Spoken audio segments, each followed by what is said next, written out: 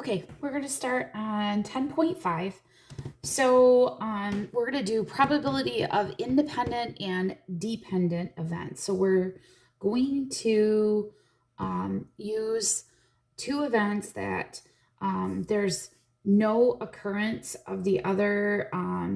That one, like if you're tossing a coin, okay, that no matter what you toss the first time, it makes no difference or no bearing on what you toss the second time. So if A and B are independent events, okay, independent, okay, then the probability of A and B are separate events. Probability of A times the probability of B. Okay, so, when you think about two six-sided die are rolled, okay? Two six-sided die are rolled. I don't want to do the roll. Let's just think about like heads or tails. Okay, so what's the probability of getting two heads? Well, the probability of getting heads is 1/2. The probability of getting another, so getting tossing a coin and getting heads twice is really the same probability as anything else, and it'd be 1/4. Okay, so it really has no bearing on the other piece whatsoever. Okay, how about this? For a fundraiser, a class sells 150 raffle tickets. For a mall gift certificate, okay, and 200 raffle tickets for movie passes.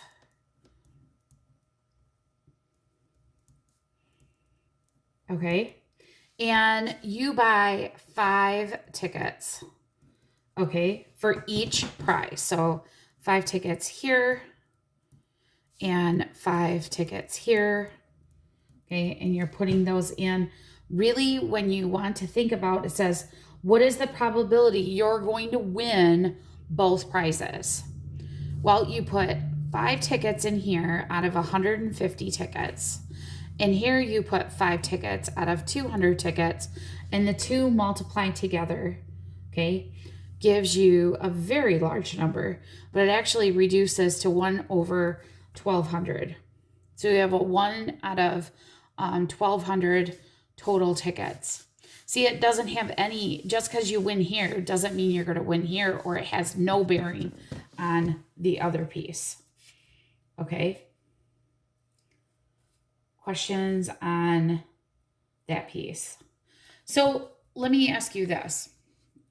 Would it be better probability if you wanted to win if you put all your tickets in one? Well, yeah, you'd be 10 out of 150. Okay? Now, I've sold my fair share of raffle tickets. It only takes 1 to win. I get that.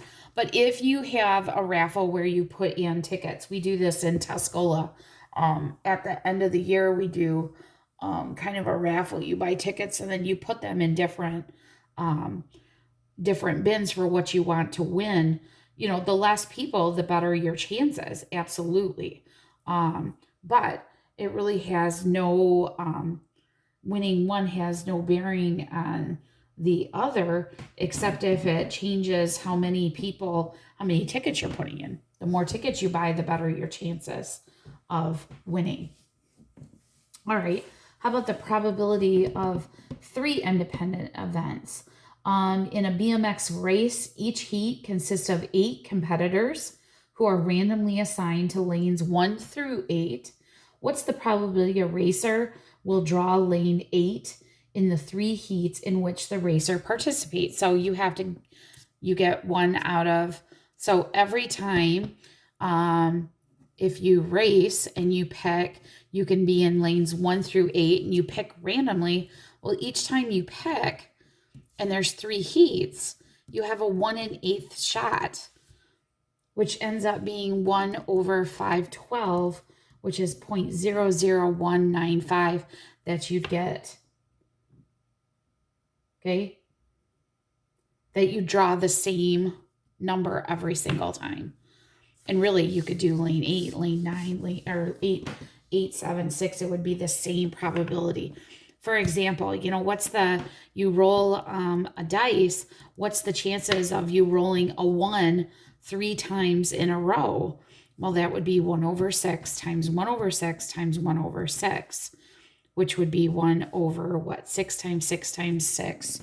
That's 36 times 6, which is 216. Which ends up being 0.0046. That's like 0.4 of a chance of you getting the same number. Now, a lot of times what ends up happening is that you can do, of course, you can do the complement to find the probability.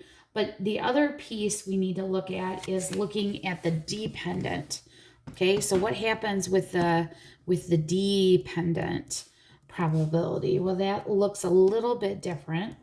It's the probability of A and B, but it's the probability of A times the probability B slash A. Now, what does that mean? That's conditional probability.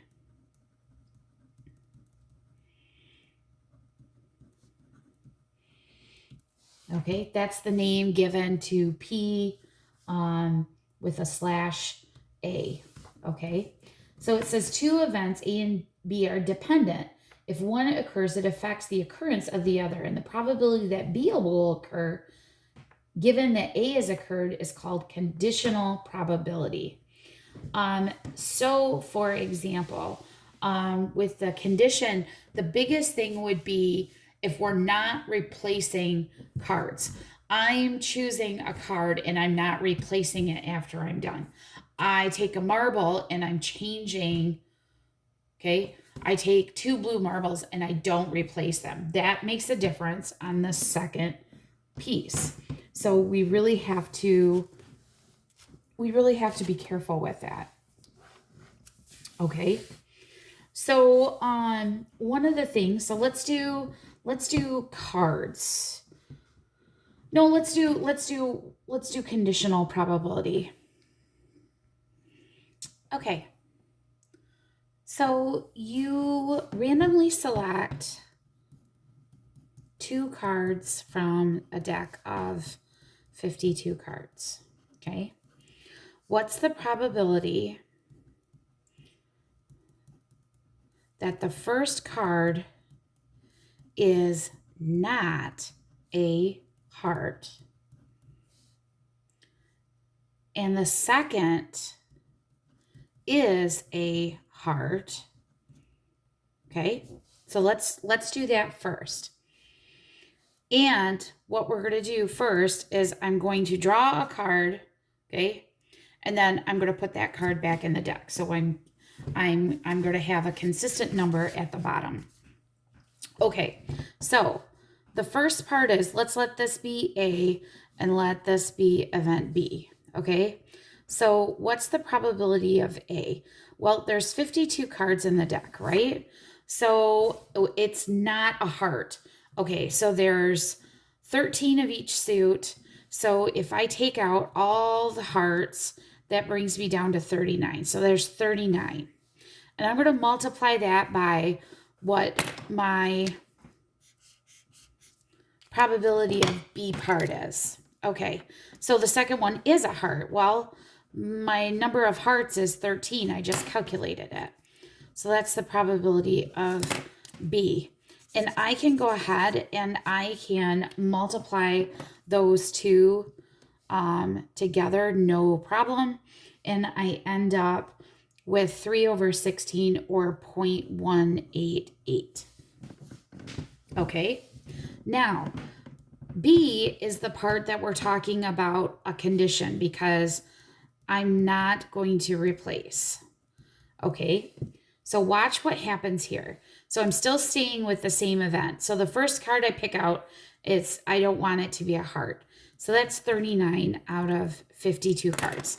That has not changed. That's still my probability of A. Okay. Now my probability of B has changed a little bit. Okay. So this is B conditional piece. This is not divide.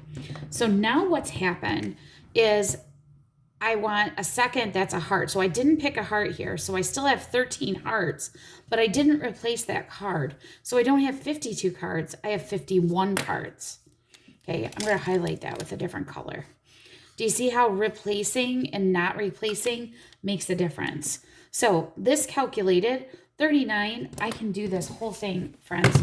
Please do not let fractions throw you off. It's not a big deal.